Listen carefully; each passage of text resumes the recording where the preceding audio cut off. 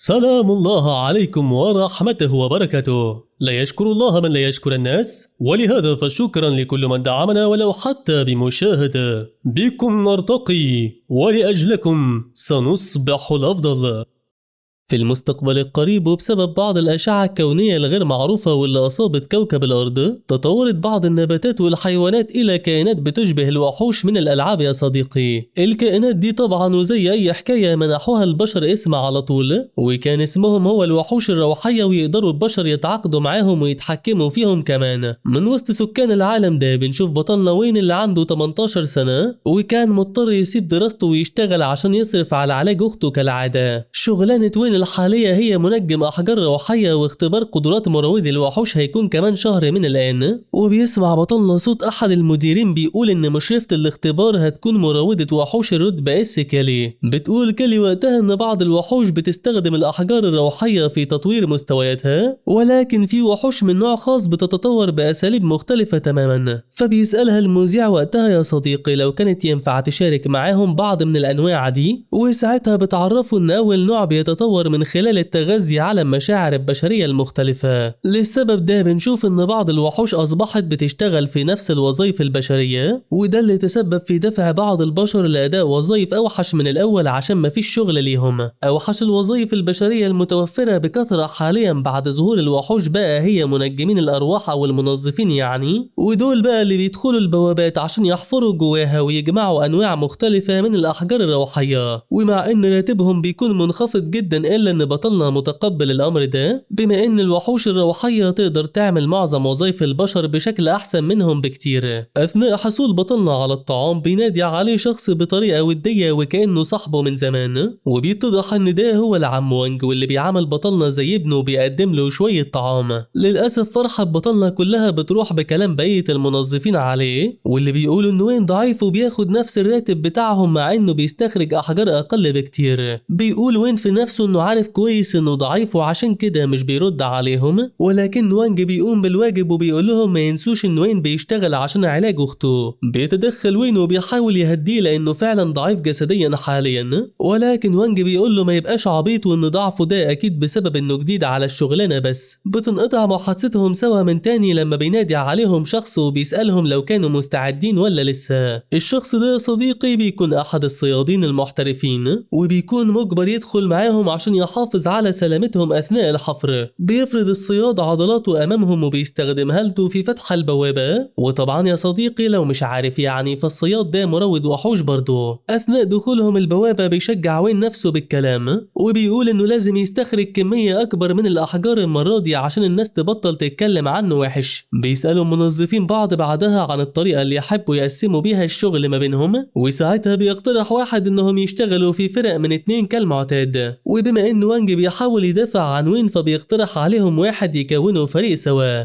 بس ولانهم بيتكلموا وحش على وانج فبنشوف انفعال بطلنا عليهم، واللي بيحاول وانج يقول له يهدى ويركز على الشغل وبس. بيروحوا بعدها يبداوا شغل سوا فعلا، وبيعتذر بطلنا للعم وانج لان ضعفه هو سبب كلام الناس عليه وسخريتهم منه. بيرد عليه وانج بانه مش لازم يشيل هم الكلام ده لانه مش بيضايقوه، وبيطلب منه يركز على الشغل وبس حاليا. المشكلة ان بعد ساعة واحدة بس بيسيطر التعب على وين الحزين، واللي بيحاول يدفع بنفسه للشغل فترة أطول عشان كلام الناس. ما هو عارف كويس إنه لو توقف عشان يرتاح بعد ساعة واحدة بس من الشغل فالناس هتموت من الضحك عليه. ولسه بيكمل تفكير في الحوار ده بيتفاجأ بصوت صرخات شخص من المنظفين، وبيقول لوانج إنهم لازم يروحوا يشوفوا اللي بيحصل بنفسهم ويطمئنوا عليه. بسرعة بعدها بيجروا الاتنين سوا على هناك، وبيحاول وانج يفهم منهم اللي بيحصل، ولكن للأسف فكل المنظفين بيكونوا مصدومين ومش عارفين حتى يردوا عليه يا صديقي. وازاي ما يكونوش في الحالة دي وفي وحش روحي هجم على منظف منهم وخلص عليه تماما. المصيبة في الحوار ده كله هو ان الوحش ده مش من وحوش الزنزانة نفسها، وانما بيكون الوحش الروحي بتاع الصياد اللي كان المفروض موجود معاهم عشان يحميهم اساسا. بيبص لهم الصياد بكل برود لحظتها وكأنه مش مهتم باللي بيحصل ده كله، وسط ما كانت دماغ بطلنا هتنفجر من التفكير في سبب فقدان الصياد للسيطرة على الوحش.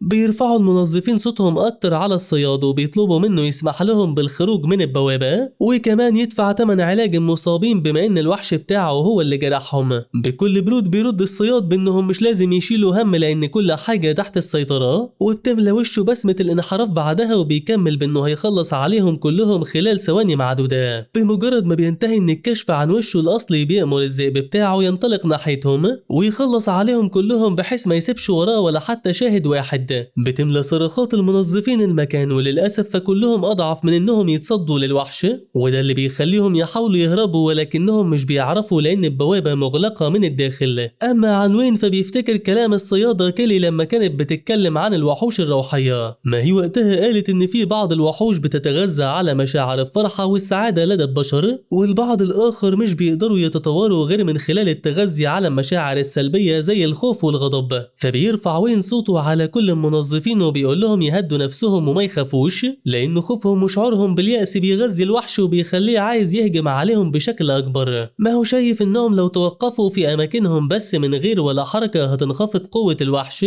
وساعتها ممكن يقدروا يتغلبوا عليه رغم ضعفهم الشديد. بيصفق لحظتها الصياد لبطلنا وبيقول له إنه طلع ذكي رغم إن شكله أضعف واحد فيهم. بيفرض عضلاته على المنظفين كمان وبيقول لهم إن الذئب بتاعه من الفئة الظلامية، وإنه عشان يعرف يطوره فلازم يغذيه على المشاعر البشرية السلبية في أسرع وقت ممكن. للسبب ده بيمنحهم اختيارين بس، وأولهم إنهم يتحدوا سوا ويهاجموا الوحش بتاعه، ولكنه بينصحهم ما يعملوش كده لأن قوتهم أضعف بكتير من أي وحش. أما الخيار التاني فهو إنهم يهاجموا ويقتلوا بعض في الحال، وفور تطور الوحش بتاعه هيسيب الأحياء منهم يرجعوا بيوتهم، بمعنى إنه هيستغل قتالهم ضد بعض في جمع كمية كافية من المشاعر السلبية لتطور الوحش، وبعدين مش هيكون بحاجة لامتصاص أي مشاعر تانية الفترة دي. طبعا بطلنا حاسس إن الصياد ده بيلعب بمشاعر الناس بس لأنه مش هيسيب أي شهود منهم عايشين أكيد، ولكنه بيقول في نفسه إن الناس للأسف هيصدقوه هيقتلوا بعض يمكن يسيبهم يعيشوا. بس أفكاره دي كلها بتنقطع لما بيلاحظ وجود تاتو أو علامة مألوفة بالنسبة له على كتف الصياد. التاتو ده يا صديقي بتشتهر بيه منظمة صيادو الظلال، واللي تبقى عبارة عن منظمة خارجة عن القانون وكل أعضائها مطلوب القبض عليهم. من جديد بيرجع يتكلم الصياد عن حوار الاختيار من تاني، وبيقول لهم إنه هيمنحهم 5 ثواني بس وبيبدأ العد التنازلي. بيرفع وين صوته لما بيلاحظ توتر المنظفين من حواليه، وبيقول لهم ما يثقوش في الصياد لأنه هيقتلهم في الحالتين. المصيبة إنه قبل ما يخلص كلامه أساسا بيتفاجأ بحد بيطعنه بسكينة من ظهره. بيشتمهم بطلنا في سره وبيقول إنه كان عارف إن كل المنظفين دول فعلا بيكرهوه جامد. بتجيله الصدمة بعدها لما بيبص وراه وبيكون لسه هيحاول يهاجم اللي طعنه ده، لكن قبل ما يعمل كده بالظبط بيكتشف إن الشخص ده هو العم وانج نفسه، واللي بتكون علامات الرعب واليأس مسيطرة على وشه بشكل كامل. بكل غضب وحزن بيسأله وين ليه ممكن يعمل كده معاه مع إنه أكتر شخص كان بيثق فيه. بيرد عليه وانج بإنه ما كانش عايز يعمل كده ولكنه مضطر، بما إنه لازم يهرب من المكان ده حي ويرجع على أطفاله ومراته. ما هو شايف إن أمر قتالهم لذئب الظلام ده عبارة عن ضرب من الجنون، لأنه عمره ما سمع باسم أي بشري أو حتى صياد هزم وحش روحي بنفسه. بيفقد بطلنا السيطرة على أعصابه وقتها وبيستعد لتسديد لكمة قوية لوانج، وبيقول له بطلنا إنه هيثبت له اليوم إنه أصبح قوي بجد. المصيبة هنا إنه بيكتشف إن المعركة دي مش هتكون عادلة ولو حتى بربع جنيه، لما بيغفله منظف تاني بهجوم باستخدام أداة الحفر بتاعته. مع سقوط بطلنا على الأرض بيبدأ أخيرا إنه يفهم اللي بيحصل يا صديقي. ما هم المنظفين دول كلهم عبارة عن فريق بيشتغلوا سوا من سنين طويلة جدا، ومستحيل حد فيهم يبيع التاني بس عشان خاطر يساعد مستجد زي بطلنا نفسه. لكن اللي وين مش فاهمه هو استعداد المنظفين للتخلص منه بسرعة كده، بما إنهم انهالوا عليه بالضربات خلال ثواني من أوامر الصياد. ويظهر كده يا صديقي إن مش بطلنا بس هو اللي مستجد في الفريق ده أساسا، لأن وانج وزمايله كانوا بيخلصوا على أي شخص انضم ليهم حديثا أو من كام شهر أو سنة يعني. بتملى السعادة لحظتها وش الصياد وبيقول إن طاقة المشاعر بتاعتهم دي كبيرة جدا، وقد تكون حتى أكتر من الطاقة اللي كان هيحصل عليها لو كان خلص عليهم بنفسه. على بداية القتال ده بيمر الوقت بسرعة وبنشوف إن كتير من المنظفين ماتوا بالفعل على إيد زمايلهم الغدارين. لما بيلاحظ وانج إن الوحش قد هدأ بيسأل زمايله لو ده معناه إنهم أخيرا نجوا من الموت.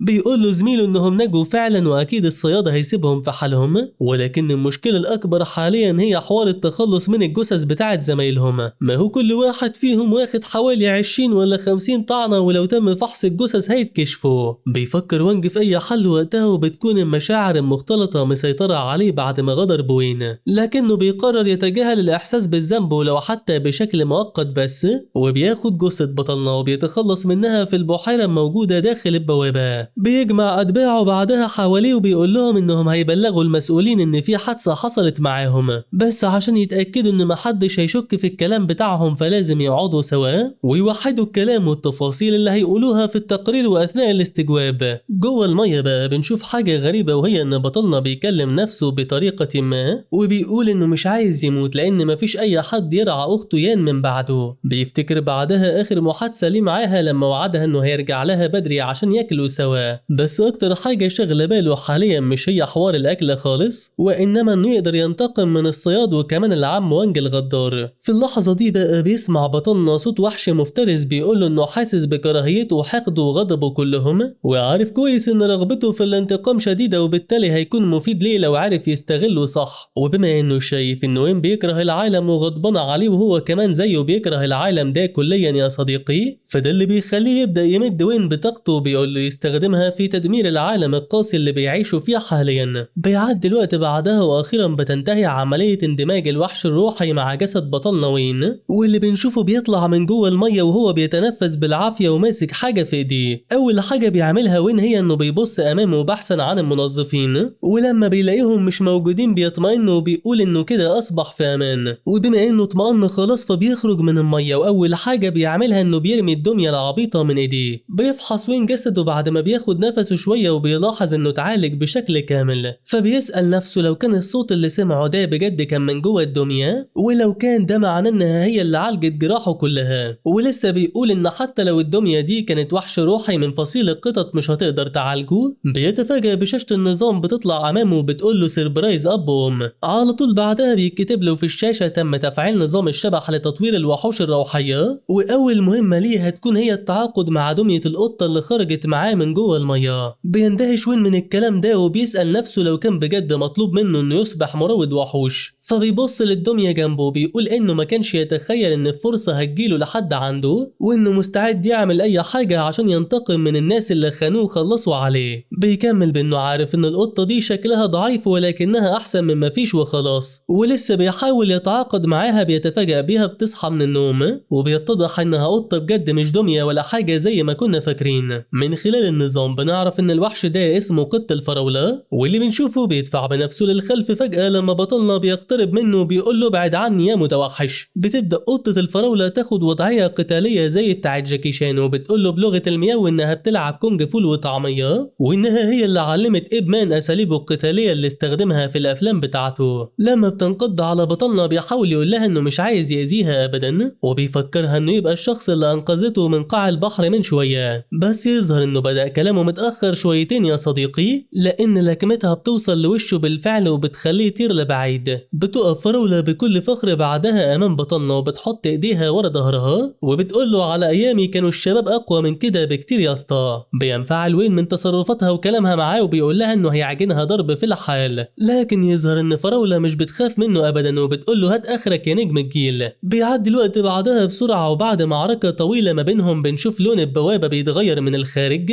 واللي بيحصل ده كان بسبب خروج وين منها بعد ما هزم فراولة وخلاها تفقد وعيها كمان. بيسمع وين أصوات بعض الأشخاص بيقولوا إن البوابة تم تفعيلها وفي شخص خرج منها، وده اللي بيخليه يقول إنه لازم يهرب بسرعة قبل ما يكتشفوا إنه لسه حي. فبيجري يستخبى ورا أحد الجدران في حين ما بيوصلوا المنظفين للمكان، واللي بيكونوا بيجروا لأنهم مرعوبين من وجود ناجين جوه البوابة. بيقول لاو اللي على اليمين وقتها إنه واثق من سماع صوت غريب من جهة البوابة، ولكن صلعة بيرد عليه بإنه أكيد تخيل الأمر بس مش أكتر. بيسمعهم بطلنا بيكلموا بعض، وبيقول واحد منهم للتاني إنه وانجا حظه كان وحش أول يوم، لأنه لما خرج من البوابة كان عمال بيبكي وعايز يدخل ينقذ بقية أتباعه المنظفين بأي شكل. بيرد عليه لاو بإنه سمع إن مروض الوحوش اللي كان جوه معاهم برضه اختفى، ولكن صلعة بيرد عليه بإنه مش لازم يشغل باله بالكلام ده لأنه مش وظيفتهم. بينفعل وين من كلامهم العبيط وبيقول إن كل اللي حصل ده كان بسبب وانجا أساسا، وإنه لو ما كانش طعنوا بالشكل ده ما كانش الخوف هيسيطر على بقية المنظفين ويخليهم يقتلوا بعض.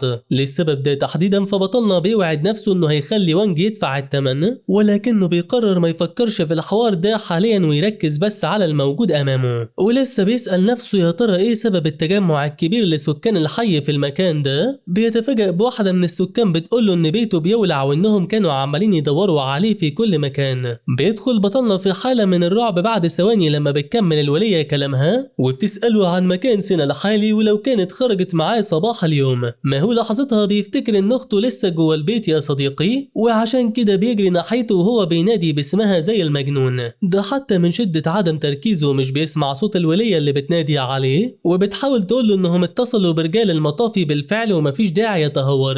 بيوصل وين بعد معاناة لباب المنزل بتاعه وبيكون هيختنق حتى قبل ما يدخلوا، لكن ورغم المعاناة دي كلها الا انه بيرمي فراولة من ايديه وبيكمل طرق على الباب، وبيحاول ينادي على سينا مرة ورا التانية عشان يتأكد انها لسه جوه البيت. هنا بقى بيتأكد من صحة مخاوفه وان اخته جوه المنزل لسه لما بتنادي عليه بصوت ضعيف، وده اللي بيخليه يرفع صوته عشان يطمنها انه وصل وهينقذها من المكان ده في الحال. فبيطلع المفتاح بسرعة وبيحطه في الباب، ولكن المشكلة انه لما بيحاول يفتحه مش بيقدر يعمل كده ابدا. بيملى الخوف وشه وين وقتها وبيسأل نفسه ازاي هيقتحم البيت قبل وفاة سينا. للأسف ولانه مش بيمتلك اي سلاح فمش بيكون امامه حل غير محاولة تحطيم المقبض، ولكنه بيفشل. بيستخدم وين قدمه لحظتها في محاولة تحطيم الباب ولكنه ضعيف بزيادة، وعشان كده بنشوفه بيفشل في خدش الباب حتى يا صديقي بعد كل ده. وفوق كده كمان ومن شدة ضعفه فهو اللي بيسقط على الارض زي العبيط نتيجة اصطدام قدمه بالباب، وساعتها بيشعر باليأس وبيبدأ يصرخ باسم سينا وهو على وشك انه ينهار. بيخرج وين من صدمة لصدمة تانية لما بيلاحظ ان المقبض اختفى من امامه، وبيفهم وقتها ان الحاجة الوحيدة اللي عارف يعملها هي تحطيم المقبض تماما. من شدة سوء الحظ بتاعه بيصرخ وين وبيقوم يضرب الباب برجله من تاني بكل قوته. لما بتلاحظ سينا ان الباب مش بيتحرك حتى بتفهم ان اخوها عيل فاشل، وده اللي بيخليها تحاول تطمنه عليها وتقول له يمشي هو وما يشيلش همها. بيملى اليأس بطلنا من كلامها واخيرا بيفهم انه مش هيقدر يقتحم الباب بنفسه، وده اللي بيخليه يطلب النجدة بصوت عالي من اي شخص. في اللحظة دي بقى بيطلع النظام لبطلنا وبيقول له ان فراولة امتصت كمية كافية من مشاعر الغضب، وده اللي بيخليها تستيقظ، وكمان بنفهم انها من الوحوش اللي بتتغذى على المشاعر السلبية. بتنطلق فراولة بدون اي تفكير تجاه الباب وبتضربه باحدى هجماتها العنكبوتية، والهجوم ده بيكون اكتر من كافي لتحطيم الباب فعلا، واللي بنشوف سينا خلفه تماما. بتدخل فراولة البيت من غير اي دعوة وسط ما كان بطلنا بيستوعب اللي حصل، لانه عارف ينقذ اخته من الموت اخيرا بعد ما كان ايقن انها هتموت جوه البيت ده. بيعدي الوقت بعدها وبنروح للغابات اللي بنشوف فيها الكل فرحان يا صديقي، وسبب فرحتهم هو امساكهم باكتر من وحش روحي وترويضهم ليه بكل سهولة. اما عن الحزين وين فبيكون قاعد بيفكر ازاي هيروض اول وحش ليه، وبيقول انه عايز الوحش بتاعه يكون قوي عشان يستخدمه في حماية سينا. بنرجع بعدها للخلف 12 ساعة بالظبط بعد انقاذ بطلنا لاخته، وبنشوفها في حالة دهشة تامة لما بتعرف الحكاية اللي حصلت معاه جوه البوابة. فبتسأله لو كان من المفترض يبلغوا الشرطة بالكلام ده كله، ولكنه بيرد عليها بانهم لو عملوا كده هيدور عليهم الصياد اللي كان جوه البوابة ويخلص عليهم. ومع كده بيوعدها وين ان مفيش اي داعي للخوف لانه هيحميها مهما حصل. في الحاضر بقى بنشوف ان وين اصبح محل سخرية لكل مراودي الوحوش، والسبب في كده انه استخدم احدى فرصتين الترويض بتوعه في التعاقد مع فراولة. بيتجاهل بطلنا كل كلامهم لانه بيكون ملاحظ حاجة غريبة في الوحوش الروحية بتاعتهم، بما انهم يعني كلهم احصائياتهم ضعيفة جدا بالنسبة له، ومع ان قوة بعضهم الاساسية اكبر بفارق ملحوظ من فراولة اللي معاه دي، الا ان فراولة بتمتلك احصائيات نادرة اضافية كافية انها تخليها اقوى منهم كلهم بشكل كبير. ولسه بيسأل نفسه لو كانت الوحوش هي اللي ضعيفة ولا فراولة بس هي اللي قوية. بيتفاجأ بشخص طلع يجري في وسط الغابة وبصوت عالي بيصرخ بانه شاف وحش روحي من الرتبة التانية، ومع ان كلامه ده بيتسبب في خوف بعض المروضين المبتدئين، الا ان البعض الاخر منهم بيكون متحمس لانه لو امسك الوحش ده هيصبح مروض فاجر. فبيقترب واحد منهم من اصفر الشعر بالفعل وبيسأله عن شكل الوحش اللي بيتكلم عنه، وبيرد عليه اصفر بانه تقريبا من فصيل قط الرعد لانه كان سريع جدا. بمجرد سماع اسم الوحش ده بيجروا كلهم تجاهه عشان يمسكوه في الحال. اما عن وين فبيقرر يقعد في مكانه حاليا وللاسف لانه خايف لحسن وانج او واحد تاني من اصحابه يشوفوه ولا حاجه. طبعا وين يقصد بكلامه ده انه بس لازم يبعد عن اماكن التجمعات، وعشان عشان كده بيطلب من فراولة تخلص أكل بسرعة لأنه رايح يصطاد وحوش. بترفض فراولة إنها تتحرك من مكانها فبيزداد غضب وين، وبيقول في نفسه إنه لازم يشوف أي وحش تاني بسرعة يكون بيسمع كلامه. بس لأنه حاليا مضطر يتعامل مع فراولة فبيشيلها من قفاها فورا وبيقول لها تشتغل معاه وإلا مفيش أكل تاني. بيملى النشاط والحيوية فراولة لما بتسمع الكلام ده، ولكن بطلنا بيحاول يقول لها تتحرك بهدوء لأن المكان خطر نوعا ما. بس بعدها على طول بتتغير نظرته للأمر لما بيلاحظ بسمة الانحراف على وشها، وبيقول في نفسه إنها شكلها بتعمل كده بقصدها عشان تضايقه مش أكتر. بس يظهر إن فقدانه للتركيز للكام ثانية دول هيخليه يدفع الثمن غالي يا صديقي، لأنه هو ماشي بيقطع أحد خيوط العنكبوت اللي شكله هيعمل منه بطاطا مشوية. فمع إن العنكبوت ده المفروض من الرتبة الأولى بس يا صديقي واسمه عنكبوت الحلوى، إلا إن حجمه ضخم جدا وكمان مستواه مرتفع نسبيا. بيحاول الوحش ينقض على وين ولكنه لحسن الحظ بيتفادى هجومه وبيدفع بنفسه من تحت الوحش عشان يخرج من وراه ويحاول يهرب. اللي وين مش فاهمه بقى هو سبب هجوم الوحش ده عليه، مع إن الكل عارف إن عناكب الحلوى مسالمين بطبيعتهم ولازم حد يستفزهم عشان يهاجموه. ولسه بيسأل نفسه لو كان لمس حاجة وهو ماشي ومش واخد باله زي العبيط، بيتفاجأ بصوت المياو بتاع فراولة من وراه فبيبص ناحيتها، وساعتها بيستنتج إنها هي اللي عملت المشاكل دي كلها وناوية كمان تحارب الوحش. بيصرخ وين من شدة الصدمة وبيقول إنه فعلا اختار الوحش الغلط عشان يروضوه، وإنه مش بس مش بيسمع كلامه لا ده كمان بيعمل له مشاكل. بيحاول وين يطلب من فراولة تهرب في الحال ولكنها بترفض، وكمان بتفضل تستفز في الوحش وبتناديه بأفظع الشتايم ولكن بلغة المياو. ولسه بيقول لها وين كفاية لحد هنا، بتقول له معاك حق يا اسطى، ولكنها بتقصد ان كفاية كده كلام من بعيد وجي وقت الضرب بيد من حديد زي المتوقع. وقبل ما تقترب فراولة من الوحش حتى بيهاجمها باستخدام الخيوط بتاعته، واللي بيها بيقيد حركة فراولة بشكل كامل وبيفهمها انها لسه ضعيفة وملهاش لازمة. اما عن وين فتوقع من البداية ان ده هيحصل لان مستوى فراولة اقل من الوحش ب3 درجات كاملين، وبيقول انه دلوقتي بس فهم ليه ما حدش بيحب يروض وحوش غبية زي فراولة. لكنه هنا بيلاحظ ان مفيش اي وقت يضيعه لان فراولة اصبحت فريسة سهلة للوحش.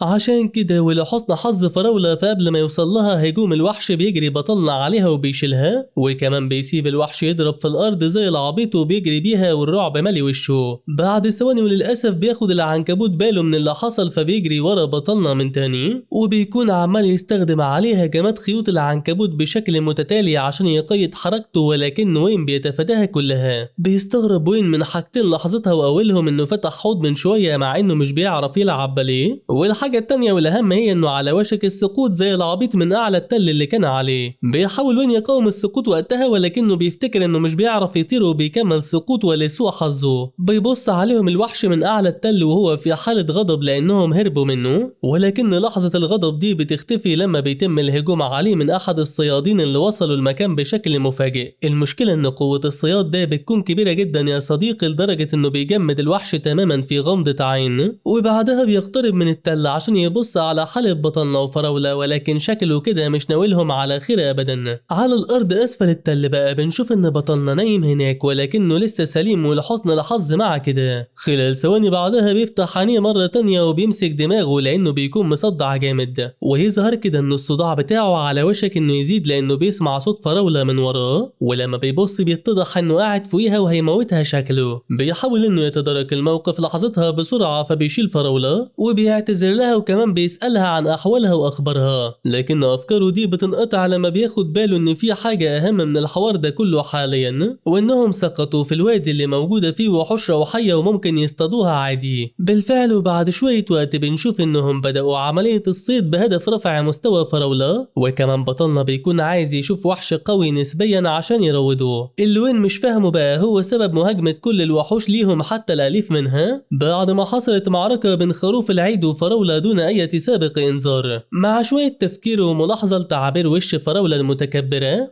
بيقول وين انها لو ما كانتش الوحش بتاعه فكان زمانه عجنها ضرب، ولسه بيقول انه واثق انها هي اللي بتستفز الوحوش بشكل او باخر. بيتفاجئ بالنظام بيطلع له وبيقول له بص على الخروف هنا يا نجم لو ينفع يعني. بينفذ بطلنا طلب النظام وساعتها بيلاحظ ان الخروف في حاله غضب مع انه فقد للوعي، وبيقول انه كده ظلم فراولة وان سبب غضب الوحوش اكيد حاجه تانية جوه الوادي، وبما ان فراولة هي كمان وحش روحي زي بقيه الوحوش دول فبيقرر انه يهرب من الوادي تجري بأسرع وقت لحسن تدخل في حالة غضب هي كمان. للسبب ده بينادي عليها وبيقول لها انه عارف انها عنيدة وكل حاجة، ولكنه عايزها تسمع كلامه المرة دي بس وتخرج معاه من الوادي لان حياتهم في خطر. بس كالمعتاد بتتجاهله فراولة تماما وبتمشي الناحية التانية وهي سايباه يكلم نفسه زي العبيط. فبيصرخ وين عليها وبيقول لها تقترب منه في الحال وتبطل عناد، لان اللي هي بتعمله ده هيتسبب في موتهم بس في نهاية المطاف. ومع كل الهبد ده الا انه بيضطر يمشي وراها لحد ما بيوصلوا امام احد المنازل او الاكواخ الصغيرة. هناك بتظهر الدهشة على وش بطلنا وبيسأل نفسه عن سبب وجود مباني في وسط الغابة. بيخرج عن افكاره بعدها وبيسأل فراولة لو كانت جابته المكان ده عن قصد، وبترد عليه بلغة المياو مياو انها عملت كده فعلا. بس محادثتهم سوا بتنتهي لما بتبدأ هالة حمراء غريبة تخرج من البيت ده يا صديقي. في البداية وين بيسأل نفسه عن ماهيتها ويا ترى دي بتعبر عن ايه بالظبط،